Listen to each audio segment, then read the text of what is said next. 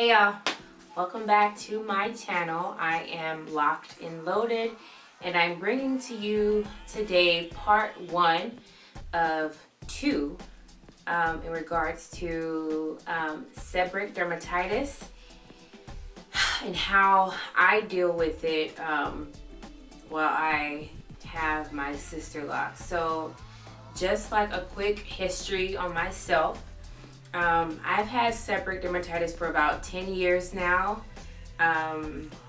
It really is an ongoing condition. I just recently found a dermatologist that really took the time to listen to me, listen to my symptoms, look at the pictures I took, and really dig into what satisfies my skin.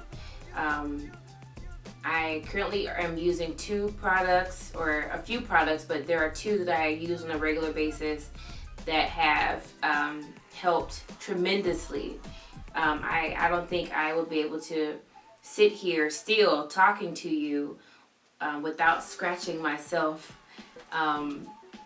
without the help of those products. And in part 2, I'm going to show you a few pictures about the products, and how often I use them, my regimen on how I wash my hair with my products in addition to the Sisterlocks shampoo. So, to go ahead and get started, we're going to talk about what it is. What is it? We all hear about eczema and about oh, you just have dandruff, but not too many people, or maybe, I took the time because I knew that something was wrong. I knew that the symptoms I was having was not just your average dandruff. So, in regards to what it is, I want to kind of break down the word so that you can better understand it. So we're going to start with dermatitis. So itis means inflammation. That's what it stands for in the medical field. And derm stands for skin. So just that word alone is the inflammation of skin by itself. So in regards to seborrheic, in my terms, I feel like seborrheic is focusing on the sebaceous glands in our bodies. So the sebaceous glands are basically glands that secrete an oil or sebum, and when you put that together, you have the inflammation of skin that focuses on the areas of the body that typically produce oil. So you have your face, you have your eyelids, you have your torso. For me, my seborrheic dermatitis, it's in my entire scalp. It's also in my T-zone here, so it's in on my forehead and down to my nose, but it has also reached out into my eyebrows. Behind my ears. I haven't had any of it on my actual eyelids, but I've had it again in my eyebrows, behind my ears, on the back of my neck, and those are the main spots where I get it. I also notice it kind of a little bit on my chest. I've had a few really bad flare-ups where I had it on numerous parts of my body. And I was just kind of really frustrated because I really didn't know much about it. So I've dug a little bit into it. So I'm hoping to help any of you out there who are suffering with really bad dandruff. Maybe it's not just dandruff. Maybe it could be eczema. Maybe it could be psoriasis, or in my case, maybe it's seborrheic dermatitis. So as we move on, I have some notes, y'all, so don't mind me as I fluster. I got most of this information from the American Association of Dermatology, in addition to what I know offhand. Like I said, I've had this for about 10 years now, so I know a little bit about it. I've dug a little bit into it. So I hope that you gather the information that you're seeking from this video in regards to this skin condition. So again, what is seborrheic dermatitis? The inflammation of the skin that focuses on the sebaceous glands, or the areas of our bodies that produces oil. Seborrheic dermatitis is long-lasting in adults. There hasn't been record of anyone who is diagnosed with seborrheic dermatitis and they just suddenly, stop having it, because that's usually not how it works. It's an ongoing thing. Again, these are flare-ups that can happen at any time, and then that's when we get into what causes it. So, what causes seborrheic dermatitis? You know what? The medical professionals have yet to find out what actually causes seborrheic dermatitis. They have come up with like a list of things that they feel, could produce it or generate it or cause it to flare up. A lot of them say, it could just be your genetics.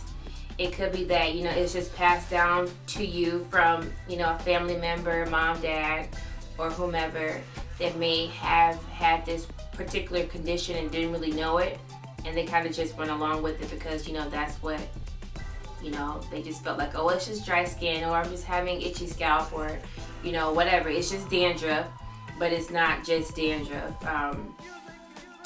The look, the appearance, it's usually a reddish patch of skin that shows up as white or yellow. So once it starts to actually produce, those scales are really, really big and really thick, and they appear whitish or yellowish in color. In my personal experience, mine have been, when it's really bad, they've turned yellow. You think about oil, the color of oil. So okay, yeah, they're gonna turn yellow.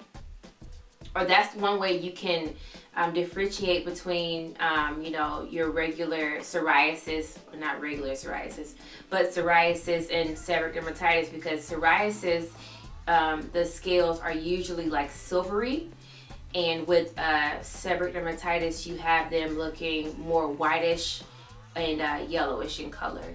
There are factors, again, the causes that our medical professionals have said that help generates or that causes seborrheic dermatitis. Again, a few of those things, where you live, a dry or cold climate. Again, your genetics may affect how or if you obtain seborrheic dermatitis. Also, stress. Stress has been linked to flare-ups in seborrheic dermatitis, as well as your overall health.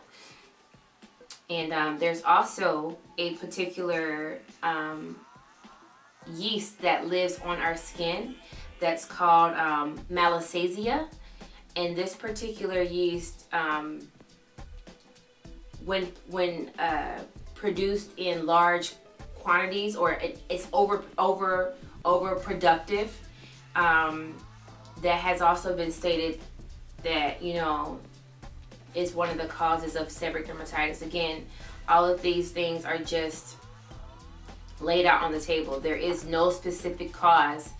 There is no specific reason on who or why an individual will,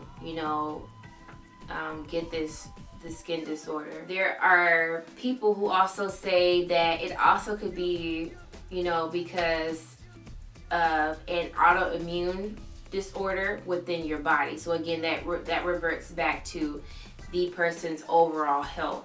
So people with like AIDS or HIV, people with Parkinson's disease, people with epilepsy, or people who have seizures, stroke, heart attack, alcoholism, depression, eating disorders. These are all causes or are said to be causes to seborrheic dermatitis. You know, you have different things that can come up to potentially produce this skin disorder. Now, in regards to treatments, y'all like this, huh? In regards to treatment, so you have your anti-inflammatory drugs, the ones that you consume. You also have your creams, your lotions, your oils, your shampoos, all of these things in which can help treat seborrheic dermatitis. Again, it cannot be cured. This is a particular skin disorder that cannot be cured. Hear me out. It cannot be cured, according to medical professionals now. So hopefully one day they will have a cure for it. But as of right now, there is no cure for it. It's just, you know, treatments of the different treatments that they offer to help with the symptoms, with the, you know, the itching, the redness, the patches, the hair loss. I don't know if y'all really paid attention to my installation video, but you can see that around my edges, like in these particular areas, there is no hair. And it's not because my hair doesn't grow, because it does. It's just the fact that I usually have my flare-ups. Those are the most popular places for my flare-ups to occur. So again, I do get it full scalp, but around my edges is where it attacks it most. So yeah, that's how I know for a fact that I have it, because again, the hair loss is just, you know, you have to maintain it. You do what you have to do in order to live with it, because that's the only thing you're gonna do. If you feel like you have any of these symptoms, go talk to your doctor. You know, go talk to your primary care.